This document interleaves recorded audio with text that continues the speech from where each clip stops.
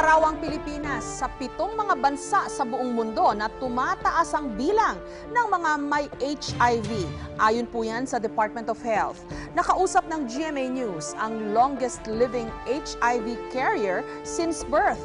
GMA News investigates ang mga batang nahawaan ng sakit na ito ng kanilang ina. May report si Cara David. Himala kung ituring ng kanyang ina si Ana, di niya tunay na pangalan. Ipinanganak kasing may sakit sa dugo ang ngayon 7 taong gulang ng bata. Miracle baby yung baby ko kasi nga butot balat na rin siya noon nung tinakbo ko na siya ng hospital. Pero higit pa sa anemia, nadiskubre rin ng mga doktor na nananalaytay sa dugo ni Ana ang Human Immunodeficiency Virus o HIV, ang kinatatakutang virus na sanhi ng nakamamatay na AIDS. Nalaman namin na yung asawa ko yung ka-blood type niya, in-screen na kung pwedeng mag-donate ng dugo. Doon ko nalaman na meron kaming 3. Noong 2005, tuluyan ng iginupo ng AIDS ang ama ni Ana. Siya at ang kanyang ina patuloy na lumalaban. 1984 na diskubre ang unang kaso ng HIV infection sa Pilipinas.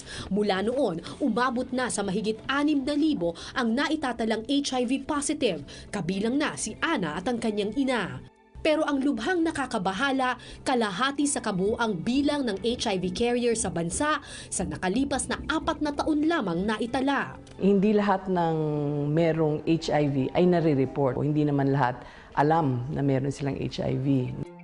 Sa huling ulat ng Joint United Nations Program on HIV/AIDS, kabilang ang Pilipinas sa tanging 7 bansa sa buong mundo na lubhang mabilis ang pagdami ng mga bagong kaso ng HIV. Since mababa yung reach, mababa yung knowledge, mataas yung mga risky practices. At yung nare-reach natin, just a small portion of the population. Mula 2001 hanggang 2009, umakyat sa 25% ang bilang ng mga bagong kaso ng HIV sa Pilipinas. Samantalang 56 na bansa ang nagulat na ng pagtigil ng pagkalat ng HIV virus, kundi man may malaking pagbaba na sa bilang ng mga panibagong kaso ng HIV. We are seeing also now starting to increase yung mga kaso ng mga nanay na nai-infect plus yung kanilang anak. Sa opisyal na tala, di bababa sa 52 bata sa Pilipinas ang ipinanganak na may HIV. 4 na sa kanila ang nagka-AIDS at namatay, habang 5 na lang sa 13 nanay na nagkaroon ng AIDS ang nabubuhay. Ang Extended Child Care Center sa San Lazaro Hospital ang nag-iisang pasilidad sa bansa na umaakay sa mga batang may HIV. Sa pamamagitan ng mga antiretroviral drug o gamot kontra HIV, nadudugtungan nila ang buhay ng mga bata sa kanilang pangangalaga. Katuwang ng ospital sa pag-aaruga sa mga bata ang Precious Jewels Ministry. Here in the Philippines, we have very limited resources, so continuous access is very important. Si JC, 9 na taong gulang nang natuklasang may HIV. Kung hindi siya nabiyayaan ng tuloy-tuloy na gamutan, maaaring namatay na si JC sa loob lamang ng 2 taon. So now he's a healthy 21-year-old.